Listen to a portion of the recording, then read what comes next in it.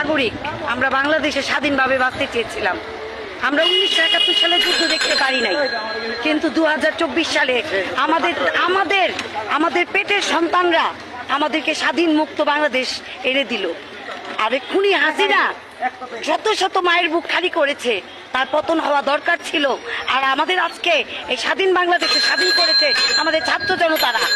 আমরা কোনো প্রতিপক্ষ, আমরা কোনো দলের ক্ষমতায় বলছি না, আমরা বলছি আমরা 2024 সালে আমরা যেই ছাত্রগুলো শত শত মায়ের বুক খালি করে খুনি হাসিনা আজকে পলাতক হয়েছে, তার পতন হওয়া দরকার। ও তো কোনোদিন ছেলে মেয়েকে বুকে নিয়ে বাস করতে পারে নাই বাংলাদেশে, ওর ছেলে মেয়ে সবসময় বিদেশে মানুষ হয়েছে।